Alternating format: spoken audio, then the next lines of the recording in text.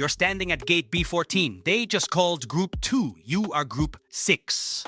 So you wait, you watch, you do the math on how many humans are ahead of you, and somewhere in the back of your head sits a very reasonable thought. This is stupid. There has to be a faster way to do this. There is. It's been published, tested, and measured. Airlines have known for 18 years. They don't use it. And the reason is the part nobody tells you. The boarding order is not a system for getting people onto an airplane.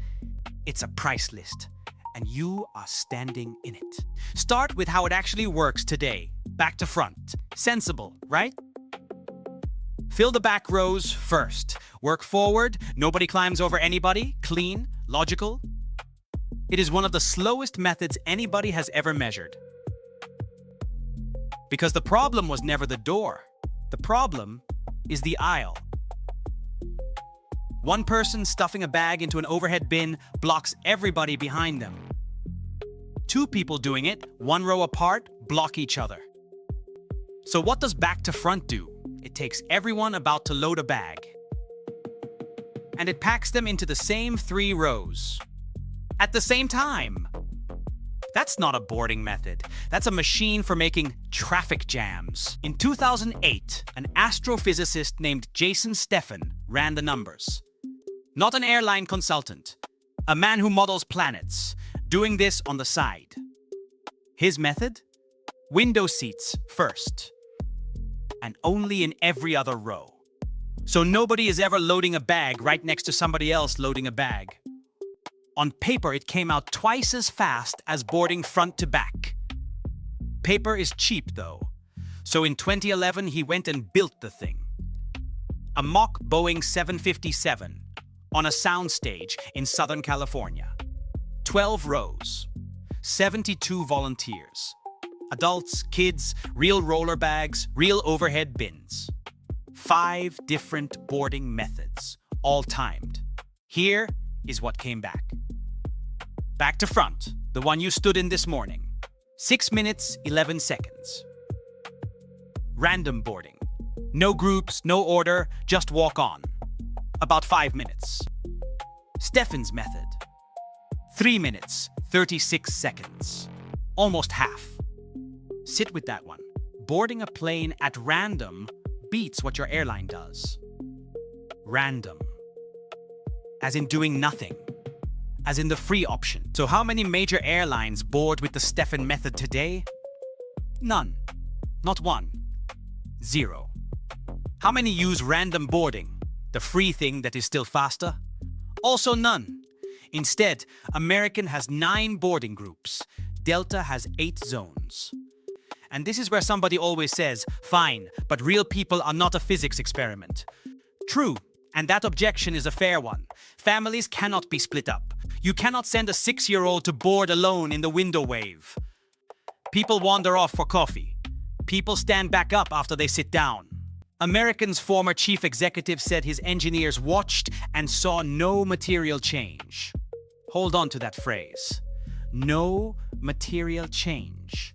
It comes back later, and it is fatal, because one airline had the faster method already and then deleted it. United used to board window seats, then middles, then aisles. They call it Wilma. In 2017, they stopped. Not because it did not work. They stopped because they were launching basic economy. Their gate software could only handle 5 boarding groups.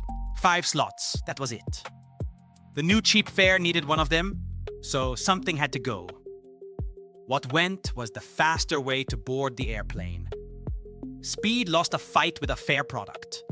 On a spreadsheet. In a meeting. Then in 2023, United brought Wilma back. Big announcement. Their own number.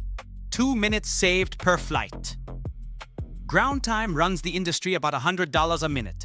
So, $200 a flight across 4,900 flights a day.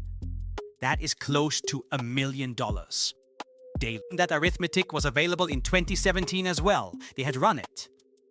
And then they switched it off for a fare class. They only switched it back on once new software let them have both. Sell the ladder and keep the 2 minutes. Not one or the other. Both. Boarding a plane used to take about 15 minutes. Now it routinely takes 40. Before 1970, airlines loaded around 20 passengers a minute. By the late 90s, that number was down to 9. Half the speed in an industry that got better at almost everything else. Now, planes are bigger and fuller than they were, so it is not a clean comparison. But nobody disputes the direction. Boarding is the one part that went backwards. And while it got slower, the number of boarding groups went up, not down. Which tells you what the groups are actually for. Now the part that should annoy you the most. The bags in the aisle, the overhead bin is the bottleneck.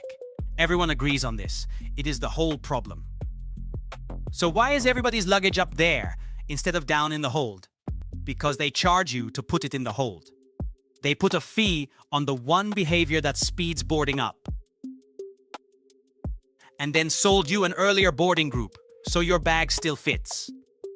They created the scarcity, then priced it. That is not a bug.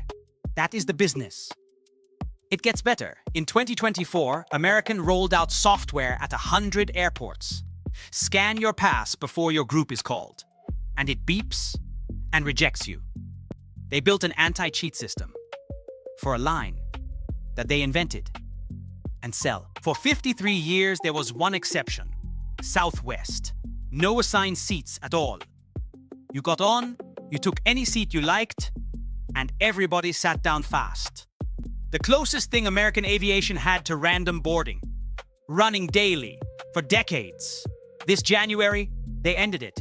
Assigned seats, extra legroom rows, 8 boarding groups. Ordered by the fare you paid, your loyalty status, and where you are sitting. The last airline without a ladder went and built one. That is the whole story, in a single move. So, back to that phrase. No material change. 2 minutes does not matter. Fine. Then sell me the seat. And stop selling me a place in the line. You do not get both.